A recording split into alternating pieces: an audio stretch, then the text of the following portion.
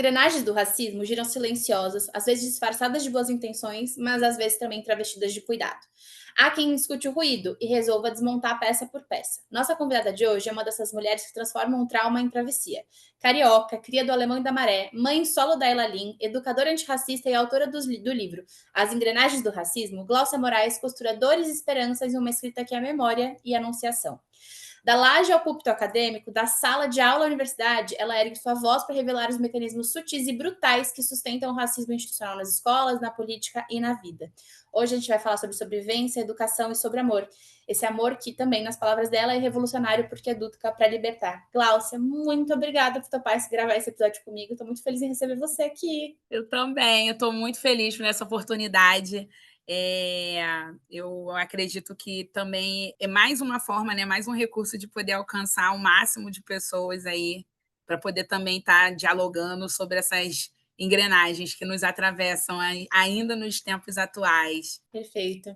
Bom, Gláucia, antes da gente começar a conversar sobre o seu livro, que acho que é a grande estrela desse dia de hoje, me conta um pouco melhor sobre você. Você é professora, né? Mas de onde vem esse desejo de ensinar? Como que começa isso? Então, na minha família, a gente não tem o histórico de pessoas que são do magistério, tá? O que eu falo, assim, pelo menos nas 3 últimas gerações, não tivemos professores na minha família. Mas eu, no caso, tenho pessoas na minha família que atuaram dentro do campo da educação. Um exemplo foi minha mãe, que sempre foi merendeira, começou trabalhando, né, no serviço doméstico, né, em casa, que a gente fala na casa da madame, mas depois entrou para o serviço público como merendeira, e meu pai que era gari. Então, por eles, né, no caso a minha mãe especificamente, por trabalhar dentro da área da educação, eu praticamente cresci dentro desse ambiente, né, muito pequena, ali naquela época, ali final dos anos 80, não tinha creches, era muitas questões assim de como é que eu falo?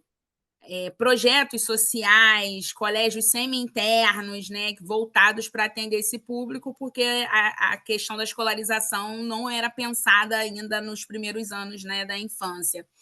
Então, eu ia muito com a minha mãe, na época que entrou para a rede municipal do Rio, como merendeira, estava na construção dos CIEPs, então, quando eu nasci em 87, ela não teve outra alternativa, minha mãe teve que pedir autorização, na época, para o secretário de Educação, ele autorizou para que eu pudesse estar naquele ambiente. Então, minha mãe levava meu kit todo, o chiqueirinho, e eu ficava ali, cresci dentro desse espaço. Depois, minha mãe migrou para a Secretaria de Assistência Social, que dialogava também com a educação.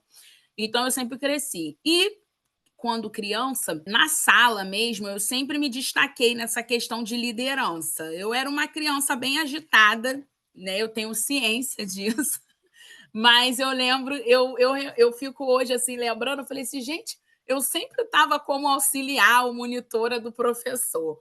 Aí, hoje, como Aí você professora, aí eu. percebe que o sonho do oprimido é se tornar o opressor ali, né? Você estava ali fazendo caos na cabeça das suas professoras e hoje em dia você lida com pequenas Gláucias, né? Exatamente. Aí eu ficava assim, gente, eu sempre estava na frente, representante de turma, sempre ali dando esse suporte, a professora auxiliando meus colegas que tinham mais dificuldades, mas hoje eu estou entendendo, porque eu terminava minhas ações, minhas atividades, eu ficava achando que ficava ociosa, né, e tudo. E tem a minha irmã caçula, a Jéssica, que teve um período da vida dela que ela teve que ficar 2 anos afastada da escola porque passou por procedimentos cirúrgicos, né? Porque ela é deficiente e é uma pessoa com deficiência. E aí eu lembro que eu pegava o material de Jéssica na escola e levava, né, até o hospital para quando ia visitar, ou então entregava para minha mãe, que minha mãe ficou boa parte desse tempo com ela no hospital, e meu pai ficava comigo em casa, e eu em escola e tudo. Eu nunca estudei nas escolas dentro da Maré, sempre estudei nas escolas públicas técnicas, né? Sempre fora da Maré. Então, eu ia sozinha na época para a escola. E nesses 2 anos eu fiquei sem minha irmã, mas quando eu lembro que eu pegava os materiais, eu tinha que ficar explicando para ela, né? Então, eu acho que a partir disso, talvez tenha, né, acendido essa vontade do magistério. Mas recordo que quando criança, quando comecei a estudar inglês, outro dia eu encontrei, né, com a gerente que era responsável na época pela cultura inglesa, onde eu era aluna bolsista, na Ilha do Governador, porque era mais próximo da Maré. E ela falou que lembra muito bem, eu pequeno, devia ter uns 8, 9 anos, aí naquela entrevista inicial, né, do bolsista, ela perguntou o que eu gostaria de ser, né, quando alcançasse a fase adulta. E eu falava que eu queria ser, na época, aeromoça, eu queria ser comissária, eu queria visitar Londres, eu tinha essa visão. Então, assim, o magistério, ele não foi sonhado, entendeu? Na verdade, o sonho inicial era ser comissário de voo.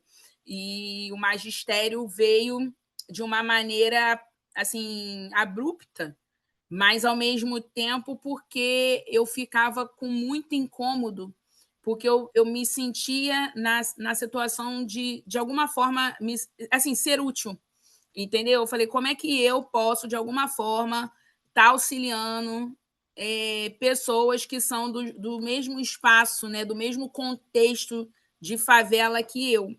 Então, eu comecei a trabalhar muito cedo, como jovem aprendiz, com 15 anos, no Banco Opportunity. Comecei trabalhando na área de recursos humanos. Então, eu, na época, quando chegou o período do vestibular, eu fiquei naquela dúvida. Eu falei assim, eu faço para a área de administração, eu faço letras, aí eu já tive meu embate que eu tenho uma certa dificuldade com matemática, assim, né? Eu falo, livro Matemática para Leigos, me abraça, é comigo. E aí eu falei, não, eu acho que eu vou seguir o... Aí eu vi o viés da pedagogia, mas também tinha um amor pelas línguas, né? E aí resolvi cursar letras, cursei letras e pedagogia, fiz as duas ao mesmo tempo. Letras eu fazia durante a semana à noite, na faculdade CCAA, e pedagogia eu fazia semipresencial, né? Que era o EAD na época ali, 2007, 2008. Aí fiz na Castelo. Então, pegava praticamente meu sábado e meu domingo, né? Fora as atividades online. Mas incrível, os meus professores do curso de letras, boa parte davam aula no curso de pedagogia, então era engraçado e muito assim proveitosa essa troca, porque eu via que o curso de pedagogia complementava o que eu não tinha em letras e vice-versa, né?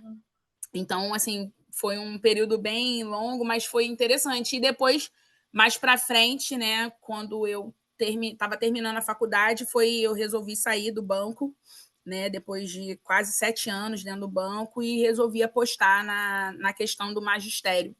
E aí eu comecei trabalhando naquela escola, no Marista São José, na Tijuca, e aí depois, na época, eu casei logo assim que eu terminei minha faculdade, aí meu ex-marido é militar, e aí ele ia sofrer uma transferência, e depois cancelaram essa movimentação, e eu fui trabalhar embarcada.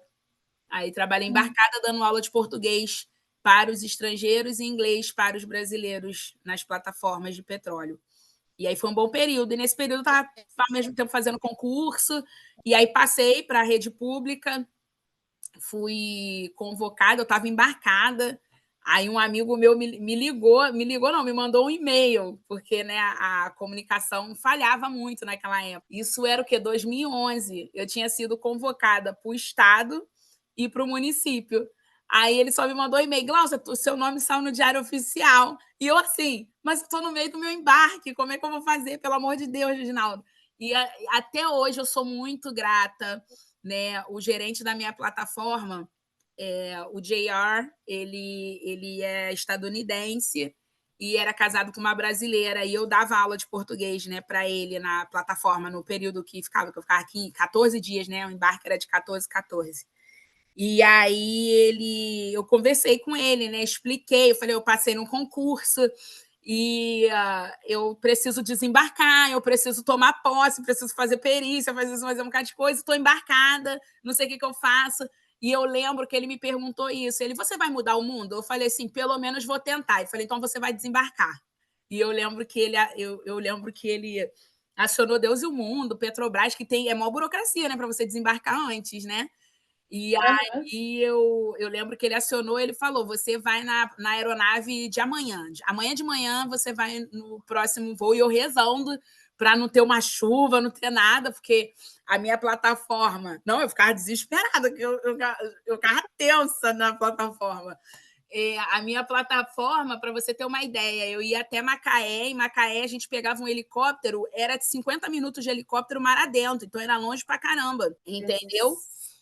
Então, assim, eu ficava pensando nisso. Eu falei assim, gente, será que eu... E eu não estava acreditando. Eu falei, tem certeza que eu vou desembarcar? Ele tem. Aí eu acionei a minha falecida amiga, a Catarina, que era minha Beck. Falei com ela mora em Três Rios, assim, no estado aqui do Rio. Eu falei assim, Catarina, pelo amor de Deus, me ajuda. Preciso que você me substitua. Tem aluna aqui, mas eu preciso desembarcar para tomar posse. Qualquer coisa eu volto depois, mas eu preciso tomar posse. Aí ela, não, eu vou segurar para você. E, assim, deu tudo certo.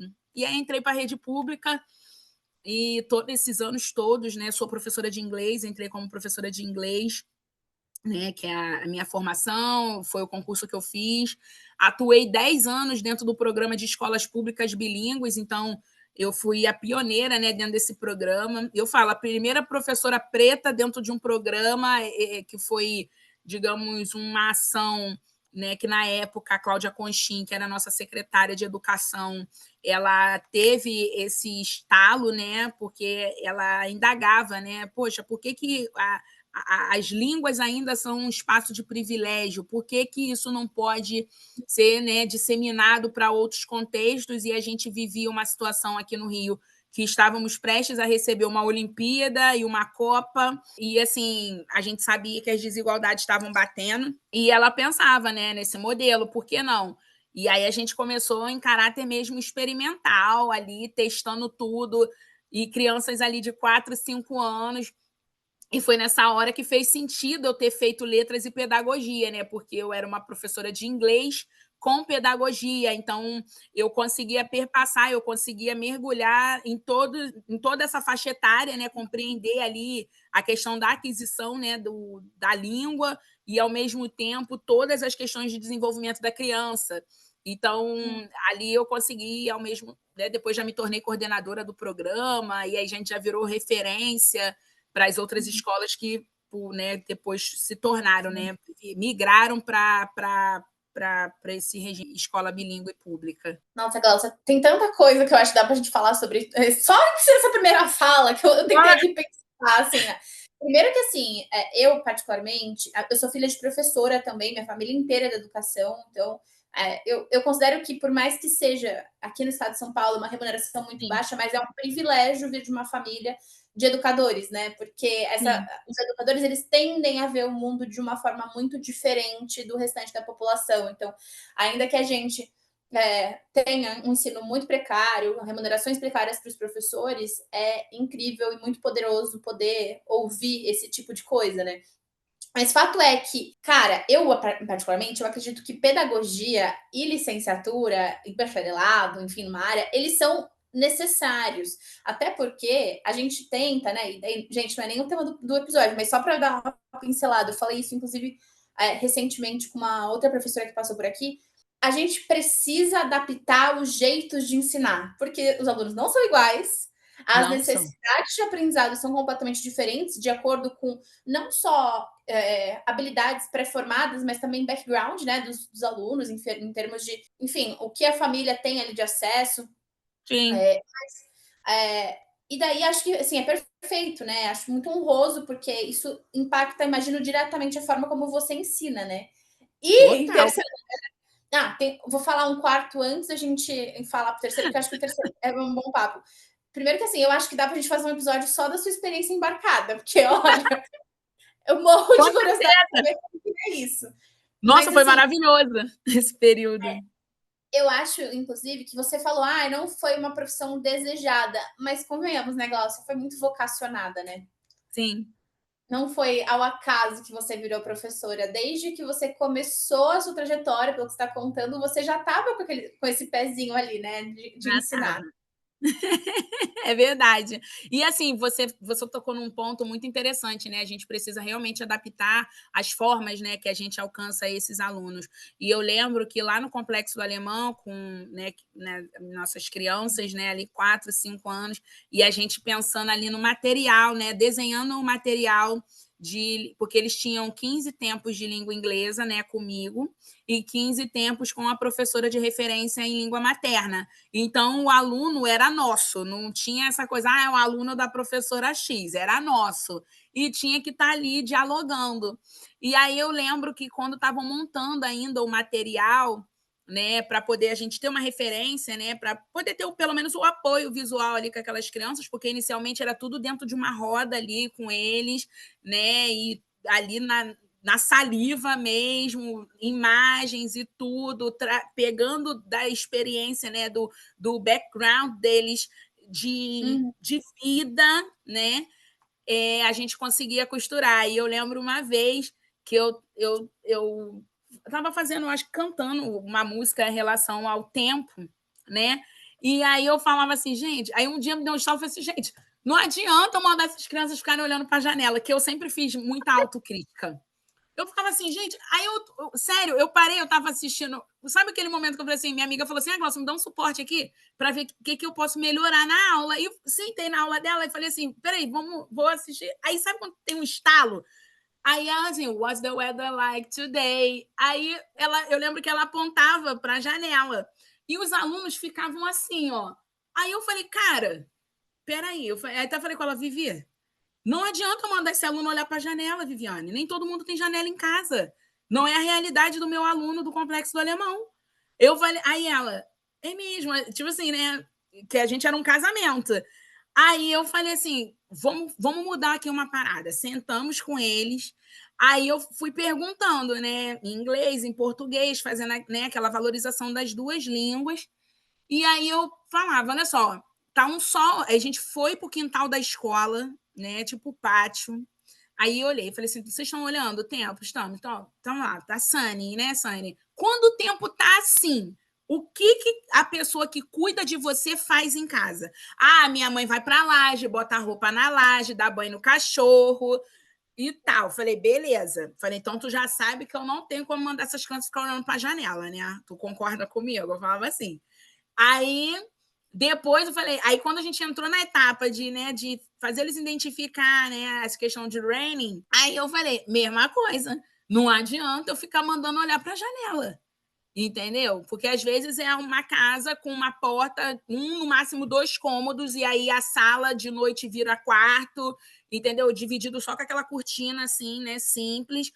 É a realidade dos nossos alunos, né? Então aí eu falei, vamos. Aí os meus alunos, o meu aluno, eu lembro disso, o meu aluno chamado Kaique, ele falou, Miss Glau, que eles me chamavam de Miss Glau. Miss Glau, quando tá raining, a minha avó, que ele era criado pela avó, ela coloca vários baldes pela casa, porque o meu teto, eles falavam assim, o meu teto é cheio de marca de bala. Então, assim, quando chovia, a água entrava por esses buracos. Não tinha como, não tinha outra situação. E eu falei assim, como é que eu vou falar para esse aluno botar a mão na janela, olhar para a janela e ver a água escorrendo pela janela? Não é a realidade dele. Entendeu? E aí a gente sentou, lembro, com os autores do próprio material, né? Fizemos tipo uma curadoria, conversando, dialogando, explicando ali, né? Eu falei, o nosso aluno, ele precisava olhar esse material e ele tinha que pelo menos ter um senso de pertencimento. Então a mesma coisa, quando trabalhava a questão de family, eu falei, não adianta colocar essas avós grisalhas. Tem a avó do meu aluno hoje que, exemplo, tem a minha idade atual, 37. Então, assim, eu lembro de um aluno me pegar pelo braço e falava assim, não, a minha avó não é assim, minha grandma não é assim, Miss Glau. Aí, na hora da saída, a criança foi, me levou até a saída, a avó, assim, batendo idade quase com a gente, entendeu? Então, assim, ele não conseguia se perceber. E aí a gente Sim. conversou isso com os autores, aí eles falaram, não, vamos mudar então as figuras. Foi daí que a própria prefeitura, com o tempo, fez atualização dos materiais, né, didáticos, e aí eles criaram os personagens dialogando com estudantes reais, né, e fizemos todo esse processo, né, eu participei na criação do material de inglês, né, participei da curadoria e tudo, para justamente, falei, o aluno ele precisava abrir esse livro e se perceber, entendeu? Senão não ia fazer total sentido. Não, E, ó, cara, eu aqui no auge do meu privilégio, Glaucia, eu tava aqui imaginando que veio uma história muito engraçada. Eu achei que você ia falar como que você ensina sobre estações do ano no Rio de Janeiro. Mas não, você me deixou depressivo, você me deixou triste com essa história, não? Triste mesmo. Porque eu já tava achando, não, mas a gente, como que a gente vai ensinar primavera e outono para um aluno que Snowing. não tem como, Spring. cara. É muito, isso acho muito marcante, né? Esse testemunho que você trouxe, justamente porque esse pertencimento ele é essencial até mesmo para que o aluno consiga enxergar a escola de outra forma, né? Para que ele se interesse, para que ele tenha vontade de estar ali, né? Porque eu, Isso aí. particularmente, sou uma grande defensora de que a educação eu não vou dizer a única, que eu acho que é muito presunçoso, mas é a maior ferramenta de transformação social. E para alunos que vêm de uma realidade de favela, né, de uma realidade de, enfim, né, do cara, cair água dentro da casa porque seu teto tá alvejado de tiro, você conseguir se enxergar dentro de um livro, me parece que é algo muito profundo, né? Demais. E é por isso que, assim, quando eu optei, né, em fazer o meu livro, meu primeiro livro, e até mesmo isso já na época do mestrado, no mestrado em linguística, eu pensando ali na época no título, pensando no, assim, que eu falei das duas favelas, né? O tema do meu mestrado foi Can We Favelados Speak English?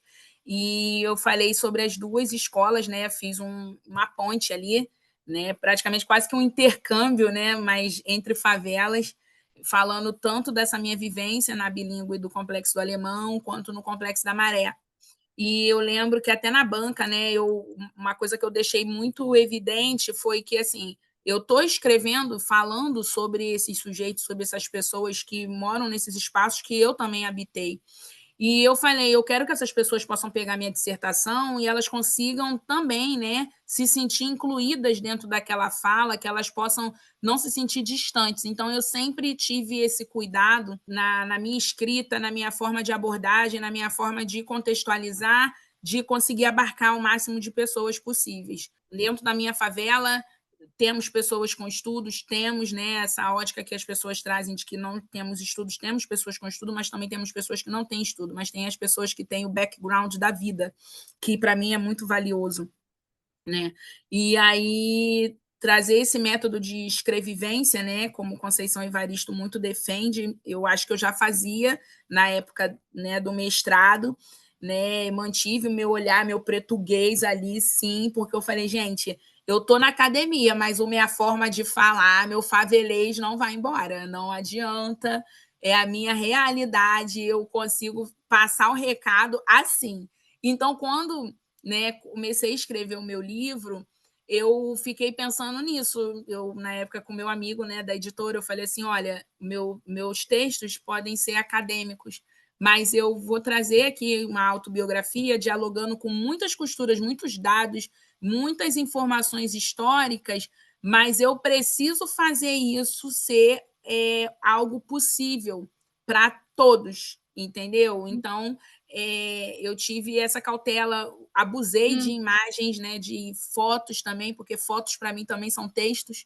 Então, eu tive esse cuidado nesse livro. E hoje, assim, eu tenho que tentar falar de um tema que atravessa a todos nós, né, seja da parte, né, do autor, né, do racismo, mas também das vítimas do racismo, mas que eu falei, eu preciso de alguma forma fazer que esse atravessamento, né, ele possa render, né, uma situação de mudança nessas pessoas, mesmo que seja uma construção, né, mesmo que seja uma desconstrução para poder construir depois, mas necessária.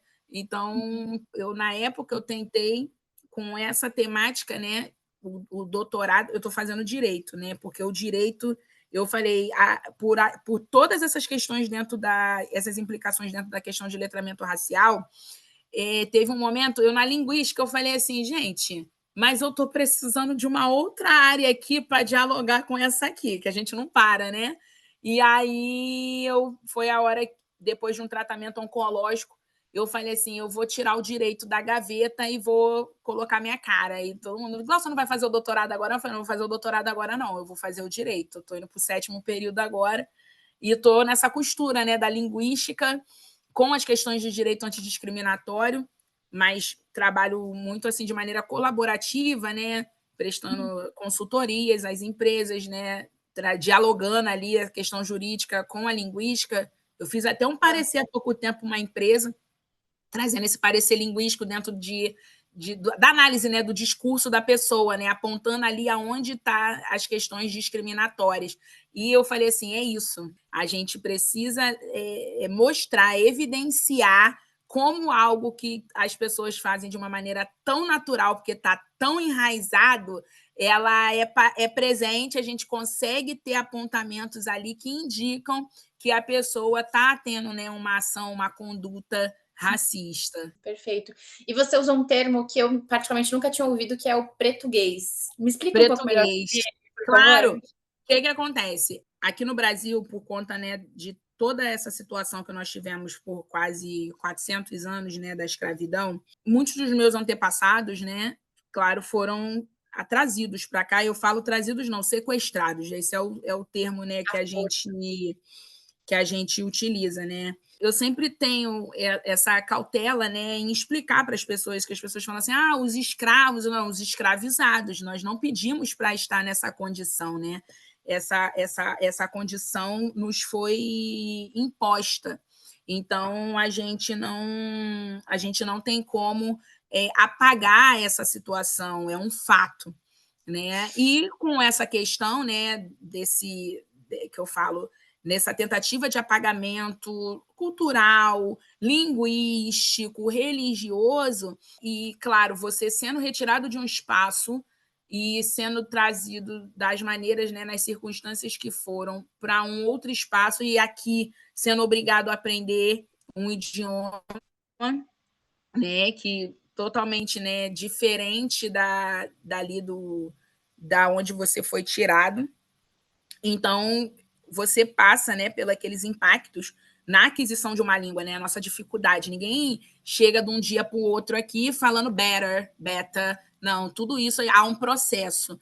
E a mesma coisa aconteceu com a população negra, né, africana, quando foi trazida para cá. A Leila Gonzalez, ela que usava, né, ela trouxe, né, esse conceito, né, dentro da antropologia, do uso do português, que no caso é o quê? O português falado, né, ainda com indícios e forte influência, né, das questões africanas. Então, alguns textos nas pesquisas que eu faço, quando vão retratar, né, pessoas pretas nesse período, sempre há relatos assim, eram pessoas que falavam embaralhado, que falavam de uma forma que não dá, gaguejando e tudo. E aí a Leila, ela trouxe dessa forma que, na verdade, o cara não estava falando aquele idioma que lhe foi imposto de maneira incorreta, né? Que para a norma culta é vista como uma forma incorreta.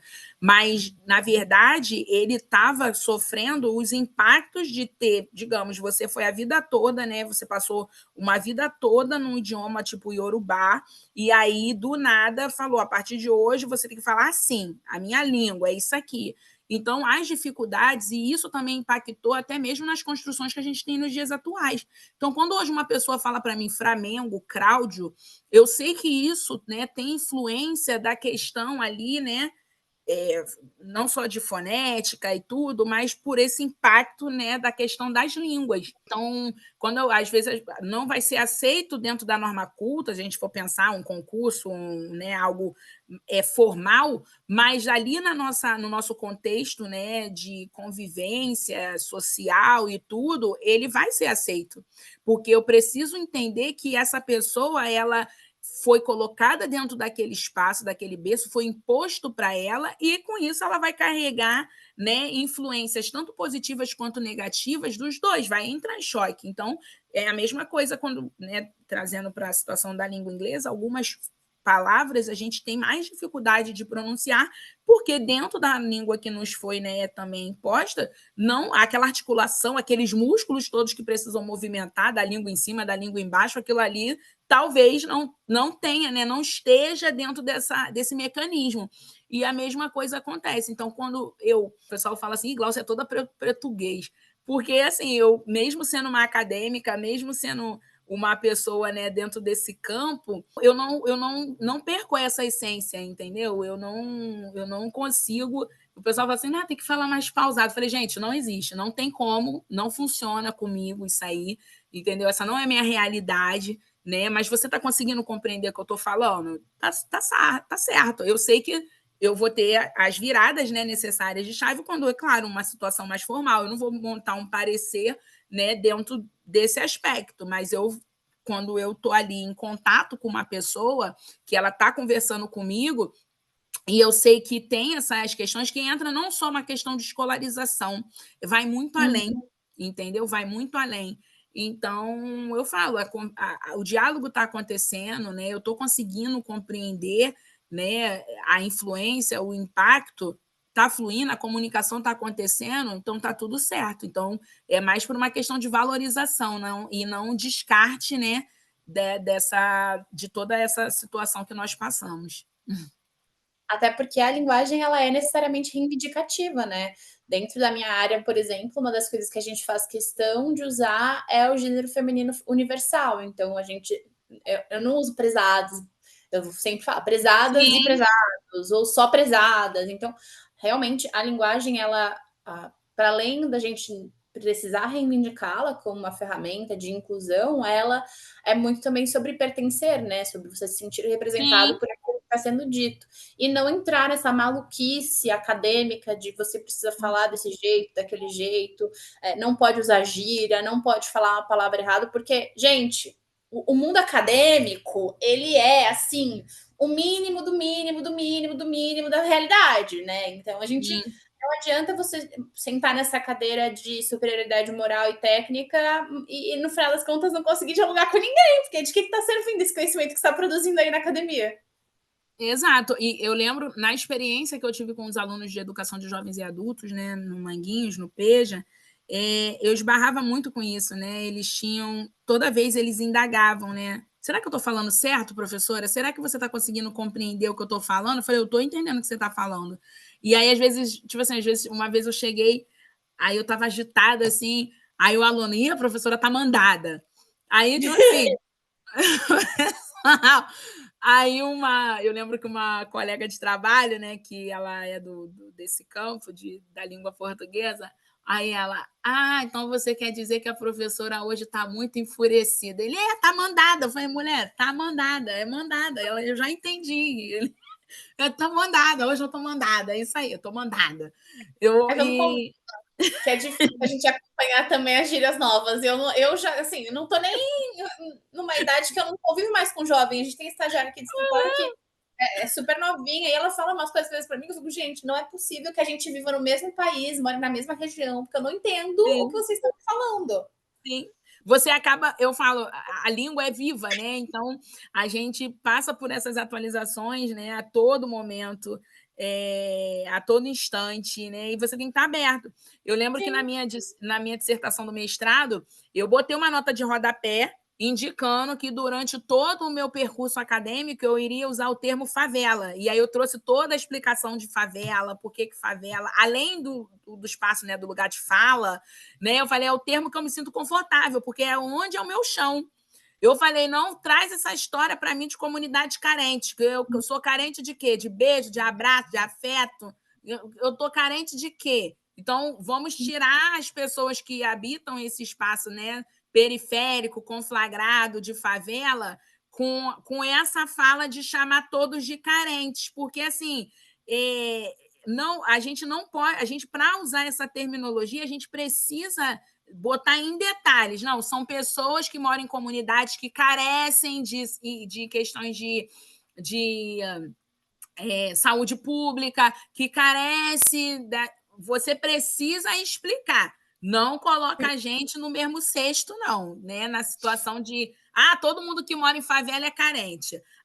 Ou então, às vezes, as pessoas falam isso, né? Ai, Glaucia, é tanta favela no Rio. Eu falei, meu amor, a abolição foi em 1888. Você acha que tudo aconteceu de uma hora para outra? Você acha que o povo, quando chegou a informação, colocaram a gente aonde, Mona? A gente não recebeu um pedaço de terra. Aí eu tento explicar isso. E eu falo, uma das nossas primeiras favelas, o Morro da Providência, é Providência pelo quê?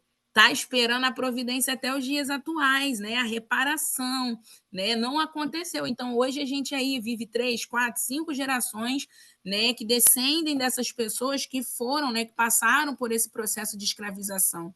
Eu falo, a gente precisa levar em consideração todo esse percurso, né, sem romantizar, né? E eu falo, às vezes as pessoas, tem parente meu que mora em tal lugar, não sei o que. Eu falei, olha para a história. Né, a mesma coisa aconteceu, né? Minha família, né, lá de Santo Antônio de Pádua, São Fidélis, aí quando passou esse período, né, que foi dada por abolição, para o Rio, aí mas cada um em uma favela diferente. Então, assim, isso também, né, faz parte desse processo desumano, né, que foi a questão da separação das famílias. Pensa, quando você está passando um aperto, a primeira coisa que você pensa é ir para o braço da sua família, né, ir para aquele, né, buscar aquele, digamos, acolhimento. Mas se cada um está num lugar, cada um foi vendido, alugado para um espaço, em cidades diferentes, você vai para onde? Você se sente como? Entendeu? Então, esse senso de pertencimento é um processo muito grande de resgate também, né? De buscar, ao mesmo tempo, se ver, se conectar. Eu me arrisquei, né, fazendo esse movimento de tentar entender ali a árvore da minha família e tudo. É um processo muito doloroso, porque você fica vendo ali como a engrenagem, né, funcionou, e aí você fica assustada, você se irrita, você se revolta, aí você respira, aí você retoma, entendeu? É muito louco. Durante o processo do livro, eu lembro que eu fui até a cidade onde minha bisavó, que era filha de uma pessoa escravizada, e também pegou um período da escravização, já que ela nasceu em 907. Então, mesmo tendo sido em 888, a abolição ainda demorou, né? Então, muitos descendem, né, que a gente fala lei do ventre livre, mas teve que ficar na casa dessas pessoas até os 21 anos para cobrir o investimento que foi feito, que é uma realidade, é um fato dentro da nossa história. E aí eu lembro que eu catando os documentos, eu falei, eu quero pegar a certidão de óbito da minha avó, eu sei que eu tive convívio com a minha bisavó também, tá até no livro, minha Lucy. E aí, minha filha, para conseguir isso, aí você liga para o cartório, não sei, não tem. E aí você vai trocando ideia. Não, Glaucia, pega o batistério na igreja católica, que isso teve um período da escravização, que isso que era considerada a certidão da pessoa escravizada. Então, assim, são tantas coisas, tantas informações, e, ao mesmo tempo, dentro da sua própria família, você começa a ter os embates, porque são pessoas que também, de alguma forma, elas quiseram, né, passar por cima dessa situação, tipo, apagar essa situação de dor, né? Então, não queriam mais falar desse assunto. Eu falo, eu não estou mais no grupo da família, eu já fui excluída, porque o povo da minha família acha que eu sou desconstruída demais, que eu gosto de mexer no vespeiro, mas eu gosto. Mas eu falei, gente, a gente precisa buscar essa conexão, entender, né? Até mesmo que tem coisas que você busca a resposta. Hoje eu sou uma mulher preta, dentro da minha família, eu sou a primeira a alcançar um mestrado.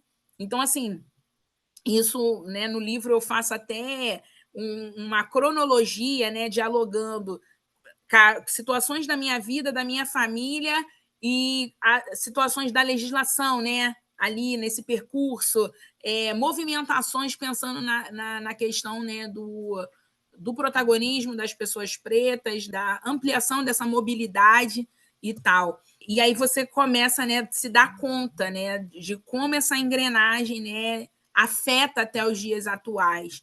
Então, você fica pensando, né, tá, então, de qual maneira, né, eu posso estar, pelo menos, né, reduzindo esses danos? Eu vou doar o meu conhecimento, eu vou, de alguma forma, perpetuar ações pensando, né, na questão da ampliação das oportunidades e tudo. Então, assim, são várias situações que você começa a pensar, mas eu sei que eu estou num trabalho bem de formiguinha, mas assim, eu sei que de alguma forma, mesmo que não impacte 100%, de alguma forma vai afetar as pessoas, entendeu? Com certeza. E eu vejo muito também esse cenário que você falou, né, da sua família, de ter gente que não quer mexer nesse vespeiro. Acho que também vem muito do lugar de não só de um medo, mas de uma dificuldade de lidar, né, com a situação toda, porque é dolorido, né? Você mesmo falou que tem sido um processo que acho que corrói por dentro um pouco, porque você vai Muito. vivenciando, aí você fica pensando, tá, mas o que essas pessoas passaram efetivamente?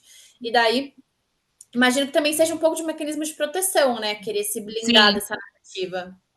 sim, com certeza. Porque, por exemplo, quando eu gravo a minha mãe, né, conversando, às vezes eu pergunto algumas coisas assim para ela, e bem antes da minha avó, mãe da minha mãe, falecer, eu tenho uns vídeos que eu gravei perguntando a história da nossa família e tudo. Aí esses dias eu estava vendo esse vídeo, aí eu falei assim, gente, olha como essa engrenagem de alienação, né, acerca das violências, né, sofridas, né, no aspecto racial, ela faz com a pessoa. A pessoa ela não consegue perceber que ela está sendo atravessada por violência. Então, por exemplo, a minha mãe, a minha avó, elas não conseguiam perceber que numa jornada de trabalho dentro lá da casa da madame, que elas tinham que trabalhar de domingo a domingo, sei lá, sem hora de descanso, tendo que deixar tudo pronto, um quarto pequenininho sem janela, elas não conseguem entender que da tamanha crueldade, elas ainda enxergam, na minha casa, minha avó, ela ainda enxergava como senso, não, mas me acolheu dentro de casa. Eu ficava assim, gente. Paternalismo, né? Um negócio, enfim, Eu meio estranho. ficava assim, gente. Aí minha mãe também. Minha mãe falava assim: não, mas Fulana me ajudou, fez o vestido do meu casamento. Eu fiquei olhando para a cara dela assim. Só que na hora eu fiquei assim, gente, eu não posso brigar com a minha mãe, tadinha. Ela não consegue perceber. E aí, às vezes, está passando a reportagem. Aí, esses dias, eu entreguei o livro. Minha mãe é semi-analfabeta. Então, quando eu mostrei o livro para ela, né, que ela viu ali a foto da nossa família, né, na casa da parte dela e tudo, aí ela falou assim, Gal, eu estava no ônibus e aí resolvi abrir seu livro. E ali, catando letrinha, eu fui tentando ler o que você estava falando e eu consegui entender.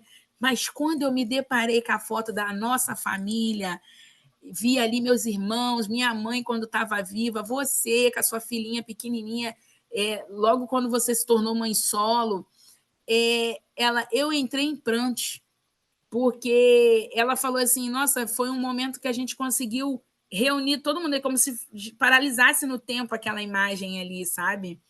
Sim. E você consegue ali fazer conexões, ter lembranças ali do dia, mas das pessoas, né? E aí você começa, né? A ficha começa a cair, tudo. Aí ela, às vezes, vê algumas reportagens, né? Aí ela fica assim, a minha filha fala sobre isso. Ela fica assim, minha filha Gláucia, ela fala sobre isso. Por que minha filha não está ali na televisão falando sobre isso? Que ela sabe explicar isso. Aí ela fica assim, né? Ela fala. Desculpa, pode terminar, perdão. Aí ela, às vezes, né, depois, né, de eu ter conversado, mostrado para ela algumas coisas, ela me viu mergulhada nos documentos aqui. Aí, no início, ela ficava assim, Glaucia, tu vai ficar enlouquecida com isso.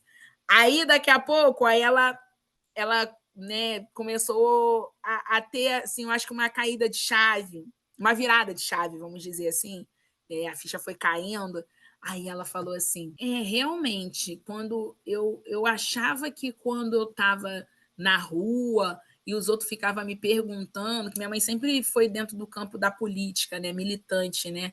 Então ela falava assim: eu lembro das pessoas muitas vezes me questionarem por que eu estava ali, qual era a minha formação para estar ali e tudo. E ela achava que essas perguntas ali na sutileza, que parecia um elogio, né?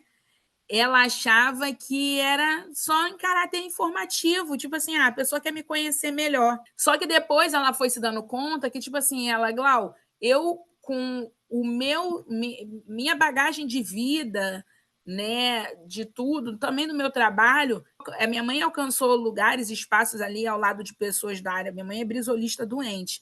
Então, ali, conversando e tudo, ali com o Brizola, no movimento de mulheres e tudo, minha mãe, tipo, dialogava, parecia que estava conversando com uma pessoa com um mestrado e um doutorado, entendeu? Então, assim, ela agora que se deu conta que os questionamentos que as pessoas faziam, né, na verdade, era para poder validar ali, né, o porquê da existência dela naquele espaço. Então, é como se ela passasse por um processo de desqualificação, né, dali do discurso dela, da fala dela, do posicionamento dela, né? E aí ela fala, eu gosto quando você fala firme, você se posiciona. A gente passou uma situação, né, de racismo, mas que a gente fala, né, o implícito, mas que a gente consegue ler, né?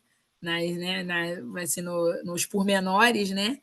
E aí eu falei, aí minha mãe falou assim para mim, mas eu não tenho essa educação que você tem. Você perguntou para. Eu devolvi, né, para a pessoa. Eu falei assim, eu não entendi o que você quis dizer com isso. Que uma mulher falou que eu tinha uma beleza muito exótica. Aí eu falei, não entendi. O que você quis dizer com isso? Você poderia me explicar? Que eu não estou conseguindo compreender. Eu devolvi o constrangimento, entendeu? Gente. Eu devolvi o constrangimento. Aí a minha mãe ficou assim, no início, a minha mãe falou assim, Cláudia, ela está dizendo que você é bonita. Eu falei, mas eu sou uma onça? Eu estou no zoológico? Eu sou exótica por quê? O que é exótico? Eu pergunto, não, desculpa, eu sou da área de linguística, eu gosto de entender o significado das coisas, entendeu? O que é exótico? Aí a pessoa fica assim, ó, sem jeito. Não, é diferente. Diferente como? O que é diferente? Me dá um conceito aí de diferente. O que você entende por ser diferente? Aí a pessoa. Eu falo, isso é de uma maneira didática você explicar para a pessoa o racismo, entendeu? Que ela não consegue entender. E aí você. Mas ali na calma, entendeu? Na calma. Aí minha mãe, gente, mas eu não consigo ser assim, não. Eu já ia perguntar para ela, tá com algum problema? Eu não sei. Mas minha mãe demorou para perceber, entendeu? A violência. Eu, na hora ali, no discurso, né, da pessoa, né, que eu falo, gente, o discurso, olha os indicadores do discurso da pessoa, né? Quando eu dou muita palestra em escolas, né? E às vezes tem mães que me perguntam, mas qual o problema de eu falar que você é uma preta bonita? Eu falei, o problema é que você não fala que um branco é bonito, você fala que ela é uma pessoa linda, maravilhosa. Por que você vai atrelar a questão da beleza à cor da pessoa? Então, aí eu falo, e vamos pegar aqui. Você nunca chega assim, nossa, que preta maravilhosa. Não, você chega e fala assim, ó, até que você é uma preta bonita. Aonde está o equívoco nessa frase? O até que. Eu falei, então pronto, o até que. Aí você causa o quê? Uma confusão na vítima, porque a vítima não sabe se ela está sendo elogiada ou se ela está sendo ofendida. Entendeu? Porque, ó, vem assim na suavidade, né? A pessoa vem, ó, nossa, até que você é uma preta bonita, quase cantando. Aí eu venho, nossa, E romantizou. achando, né? Nossa, tô fazendo um baita elogio. Um baita elogio, exatamente. E assim, aí eu mexo muito nessas situações, entendeu? Né? Primeiro, trazendo, né, as questões de identidade, né, identidade racial. No Brasil, as pessoas têm muita dificuldade, né, de se posicionar. Né? No setor que eu trabalho, a gente trabalha com matrícula, né, de alunos, né, que hoje eu trabalho administrativo dentro da prefeitura, não estou mais no chão da sala, depois do meu tratamento oncológico. E aí, o que aconteceu? As mães, na hora de fazer a matrícula dos filhos, elas têm dúvida, porque até o filho completar 16 anos, é a família, né, que responde nessa questão da autodeclaração. Depois dos 16 é a própria, né, o próprio adolescente que já consegue fazer essa autodeclaração. E aí você chega para a mãe, como o seu filho se vê? Aí ela olha para a minha cara, ela olha para a cara da criança. Aí ela fica assim, olha, de janeiro a setembro, ele tem uma cor. Quando começa a esquentar, de setembro a dezembro, ele já fica em outra cor. Eu fico parada olhando para ela. Agora eu uso uma tabela do próprio IBGE explicando ali como é que é, né? Quais são as ações que você se coloca. Porque eu falo, não é só uma questão da cor e da raça, é uma uma questão também, né, de pertencimento social, né? Então, as pessoas têm dificuldade. Aí a mãe fala para mim, não, Glaucia, ele não é preto, não, ele é moreno quase branco. Eu falei, gente, que isso? Eu falei, mãe, não tem essa nomenclatura. Moreno quase branco não tem. Ah, é mulato, não tem. Ah, ele é bombom. Eu falei, mãe, desculpa. Olha só, vamos lá. Pretos e pardos para o IBGE estão dentro do mesmo balaio, tá? Mas o que diferencia? Pessoas pretas com características que são, digamos assim, majoritariamente de pessoas que descendem, né, na afrodescendência. Pardos, pessoas que resultam dessa mixigenação, mas que têm, né, características, situações que o ligam à afrodescendência. Então, o seu filho, ele pode sim ser uma pessoa preta de tom de pele claro, entendeu? E essa pessoa, ele pode ser chamado de uma pessoa parda. Aí a mãe para e fala assim: não, mas quando ele nasceu, eu vi meu filho branco. Eu falei, mãe, desculpa, mas a senhora precisa entender que nós não estamos tratando de coisas, estamos falando de pessoas. Eu não posso chegar para uma criança hoje que tem um choque muito grande, porque as pessoas olham e acham que é um somatório, tipo, minha mãe é branca, meu pai é preto, então eu sou. As pessoas acham que é assim, e não funciona assim, né? Então, eu explico, né? Eu passo, né, nas situações de amigos que são pessoas pretas, mas que só se identificaram e só se assumiram pessoas pretas já na fase adulta. Então, teve aquele choque, né, de realidade. Desculpa. Sabe aquela pessoa fala assim, desculpa, querido? A revelação de A etnia, né? revelação da etnia. Eu falei, querido, você é uma pessoa preta.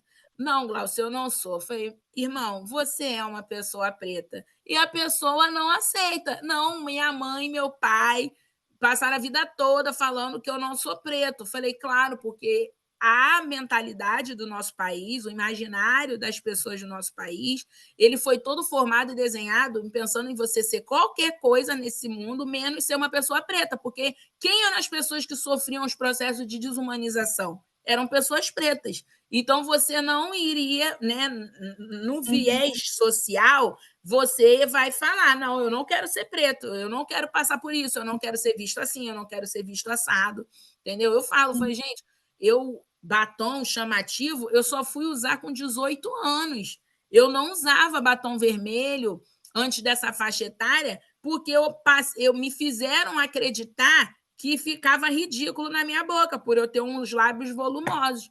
Aí que o constrangimento vem uma hora, né?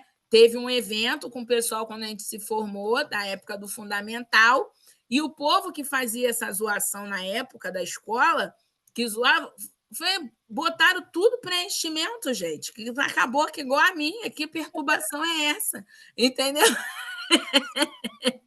É sério. E aí eu fico parada, eu fico assim, gente, eu fico parada olhando para a pessoa, sério, porque eu fico tentando assim, entender o porquê que a pessoa gastou o tempo dela, né, fazendo você, né, como que a gente fala, injetando na sua mente, né, fazendo você acreditar que você não tem beleza, que você não pode usar nada que coloque em evidência o que você tem, entendeu? Então, assim, eu falo, gente, a engrenagem desse racismo ele está embutido já nas brincadeiras da primeira infância, nas ações, nas atividades na escola, nas escolhas, entendeu? Aqui também, uma escola foi, que não sei o que, vai ter a festa do Sinhá, Sinhazinha. A gente tinha uma pílula antirracista, um vídeo, a gente fez um vídeo explicando por que não podia usar mais a terminologia Sinhá e Sinhazinha, aí a gente foi trazendo para a realidade histórica, aí o pessoal foi ganhando uma consciência. E eu falei, gente, por que vocês não trabalham a questão de rei e rainha? Porque os afrodescendentes, boa parte, éramos reis e rainhas em África, entendeu? Então, nós hoje estamos nessa condição de desigualdade em decorrência de todo esse sistema que operou quase 400 anos. Mas eu fiz até o exame de DNA e constou que a minha linhagem veio da costa da costa da Rota do Ouro, né? Lá no caso Benin. Aí eu falei assim, gente, já gostei.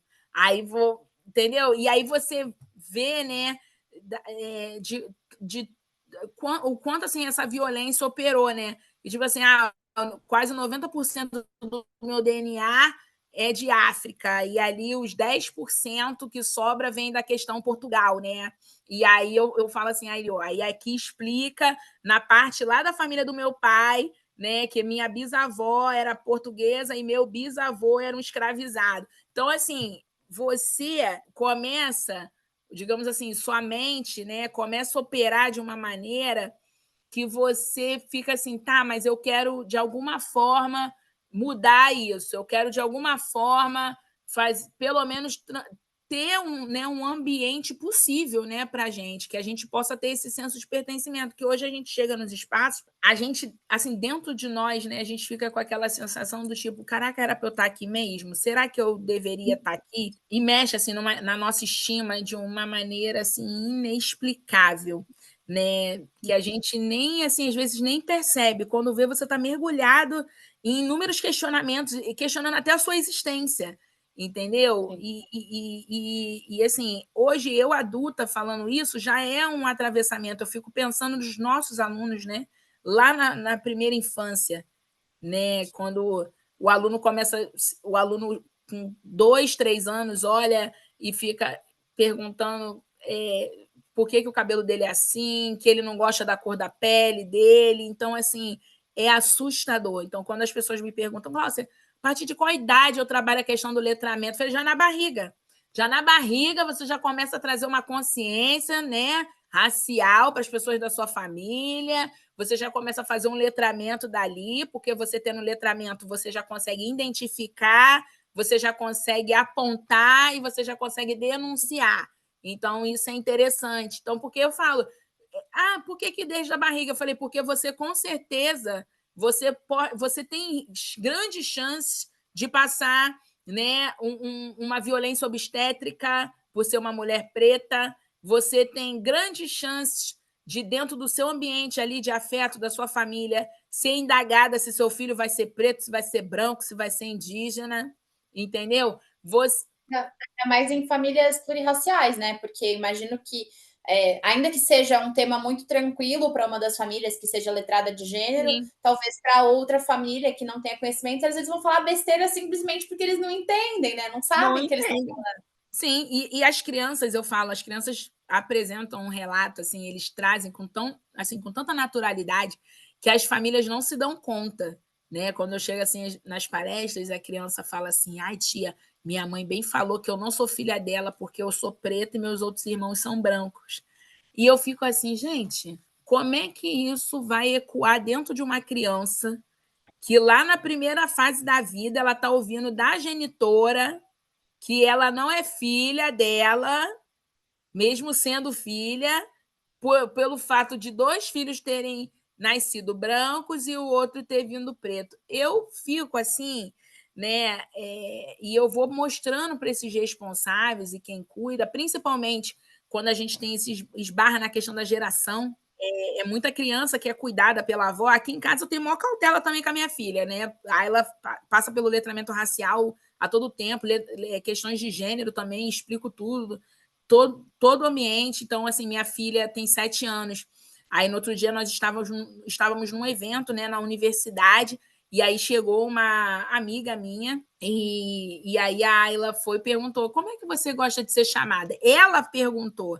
Então, assim, eu falo assim, gente, olha como a criança ela observa, porque ela, né, me percebe fazendo, né, essa movimentação, e você vê que essa criança em algum momento tem essa aplicabilidade. Então ela entra, né essa conscientização, ela pode vir, né, de inúmeras maneiras positivas. Então eu falo, se você, né, e a criança vê você de referência, então se você ensina para essa criança, né, a forma, né, correta, educada, né, respeitosa, né, de referenciar uma pessoa, você também tem a capacidade de ensinar o outro lado, né? Você acaba reproduzindo determinados discursos que não cabem mais nos dias de hoje, entendeu? Então, assim, é um processo muito grande, né? As pessoas conversam muito isso comigo. Poxa, Glaucia, quando eu saio da sua palestra, a sensação que eu tenho... Eu falo assim, eu até faço os combinados, né? Eu falo, gente, depois da palestra, tira um tempo para processar as informações, tá bom? Não vai chegando em casa, né, dando um de Wakanda, não, querendo resolver tudo, não. Vamos embora, respira. Porque a pessoa chega... Tem gente que chega em casa e quer revolucionar a família, entendeu? Uma amiga até falou, Glaucia, sai da tua palestra, tive um estalo.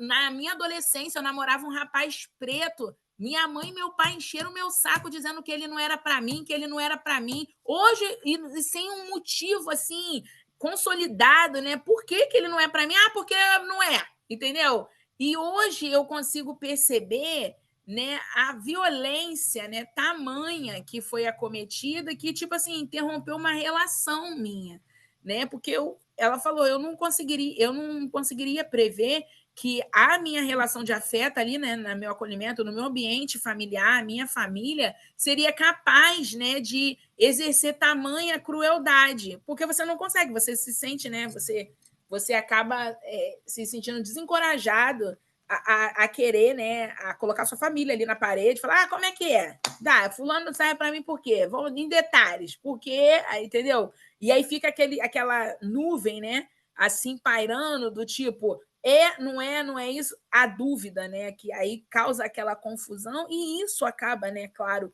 gerando o que a gente chama das subnotificações, né, em relação às questões do racismo, porque as pessoas têm dificuldade de identificar, né, até porque sempre vem acompanhado do não tive a intenção, foi uma brincadeira, eu sempre brinquei assim, você nunca reclamou. Eu falei, gente, o fato da vítima nunca ter reclamado não significa que ela foi, né, aceitou, acatou essa violência, é inaceitável. Ali você está ferindo, né, direitos previstos, o direito de acessar e permanecer, que eu falo, gente, não é só o acesso, é o direito de permanecer naquele espaço. Eu não posso me sentir incomodada como se a minha presença incomodasse um todo por conta da minha cor, do meu gênero. Então, se eu passo essa sensação, se eu começo a sentir essas situações dentro daquele espaço, significa que algo está, né, sendo violado, um direito meu está sendo violado, ou algo que eu tenho, né, do exercício ali individual, que é da minha religião,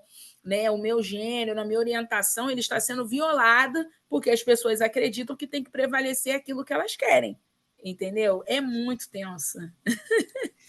Glaucia, agora a gente está caminhando para o fim da nossa conversa. Me conta um pouquinho sobre o que te levou a escrever As Engrenagens do Racismo. Então, eu rodo o Brasil todo, né, dando palestras sobre as questões de letramento, sobre essas ações, né, de atuação, né, de docência dentro de espaços, né, periféricos, né, em favelas, né, porque eu sempre falo isso, falei assim, hoje meu aluno está aqui comigo, né, na zona oeste do Rio, aqui em Guaratiba, mas não impede da família dele migrar lá para o interior da Bahia. E aí, quando ele chegar aí na sua rede municipal, você vai falar o que para ele? Apaga a sua bagagem do Rio que vale o que está agora? Não, não vai. Né? A bagagem dele tem que ser respeitada, né? E aí você vai agregar ali o novo contexto, né? Então vai ser um somatório ali dos conhecimentos, que essa é a ideia. Então, o livro, ele surgiu assim, primeiro porque eu queria ter levado, né, essa temática para um possível doutorado, mas não foi aceito. E aí eu falei assim, então eu vou transformar o limão numa limonada. Eu falei, então, se ainda não está sendo aceito, né, até porque, querendo ou não, a gente bota um dedo, né, numa ferida muito grande, né, principalmente, porque tipo, a educação disfarçada, né, a engrenagem do racismo disfarçada de educação para o bem, entendeu? Então, ali você acaba entrando na régua, né, que muitos profissionais utilizam em diferentes contextos, seja na saúde, seja na justiça, seja na educação, e que acaba perpetuando essas desigualdades, tá? E também porque eu queria que, de alguma forma, encontrar, né, um recurso, um ponto, né, para que pudesse estar conversando, né, dialogando em inúmeros espaços, né? Como se eu pudesse levar ali minha voz, né? Um pouquinho do que é a minha palestra eu pudesse, né, levar para as pessoas, né? E costurando ali com a autobiografia, que eu acho que torna o trabalho mais interessante, faz você também, né, ter esse contato de pegar o leitor pela mão, né, e levá-lo, fazê-lo imaginar aquela situação, né, fazê-lo se perceber naquela situação, ou se ele nunca, de repente, experimentou, ou, né, por conta da situação dele dentro da sociedade, né, de não ser, de repente, uma pessoa preta, ele nunca ter experimentado, mas pelo menos ele vai ganhar consciência, né, de como isso acontece, de como essa engrenagem opera, né? E aí como ele pode ser um aliado, né? Como ele pode estar trabalhando ali lado a lado, né? A partir do campo ali, do espaço dele de privilégio, como ele pode estar atuando para que essas engrenagens racistas não perpetuem, entendeu? Então eu vejo o livro, né, com uma fórmula de dialogar, né, que eu falo com pessoas racistas, não racistas, com pessoas que ainda não tiveram essa virada de chave. Na verdade, eu busco dialogar com o máximo de pessoas possíveis para que elas, do seu espaço, né, do seu contexto ali de trabalho, de vivência, elas possam, né, de alguma forma se sentir tocadas a querer também ser esse caminho de mudança, mesmo que comece interno, né, mesmo que comece ali bem micro, né, e depois possa expandir para algo mais macro. Então, é isso. Sim, até porque quando a gente materializa, né, na vivência de uma pessoa, de uma família, a gente tira desse campo teórico que às vezes é muito inacessível para as pessoas, até em termos de compreensão mesmo, né, de entender Sim. como as engrenagens funcionam, né? Sim, sim. Perfeito. Bom, Glaucia, muito obrigada por ter participado desse episódio. Conta pra gente onde a gente pode encontrar você e onde a gente pode comprar seu livro, que eu, na verdade, eu já comprei meu, né, mas... Ah, maravilhosa. Ó, o meu livro tá aqui, ó, meu baby. É um livro bem curtinho, ele tem aí 64 páginas, né? Eu falo, gente, dá para ler com muita assim facilidade. Você pode ler aos poucos, você pode ler de uma vez, depois voltar, não tem problema. Você pode encontrá-lo no site da Fatum, que é a editora, tá? Lá ele já, você pode já jogar até na busca as engrenagens do racismo, que ele já está aparecendo, né? Já direciona para o site da FAP. E aí eles entregam direitinho na sua casa, né? Eu deixo, né, várias reflexões aqui para que as pessoas possam, né, também se empoderar, né, disso e tocar para frente. Minhas redes sociais, eu tenho minha rede particular e tenho a profissional. Vou dar as duas, tá? Você pode seguir. A particular é Glaucia S. de Sapo Moraes com I. E a profissional é a G. Moraes com I Language. Tá? Então, pode me buscar no Instagram, tô lá. No LinkedIn é Glaucia Moraes.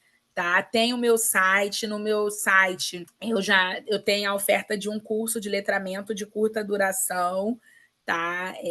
Que eu falo Pílulas para a Cura do Seu Racismo, então já está disponível, também pode comprar lá, eu botei num valor também acessível, né? Que eu penso na questão do movimento letramento racial para geral, então parcela, entendeu? E está lá disponível na plataforma, no próprio site, você pode mergulhar. Também busquei de uma maneira bem didática, né, alcançar e fazer a pessoa, né, caminhar ali nesse passo a passo para poder compreender essas engrenagens.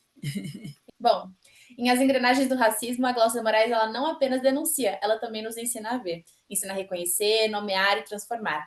A sua escrevivência é a travessia e também a memória. É o grito que sai de um corpo cansado e chega em forma de palavra lúcida, política e muito amorosa.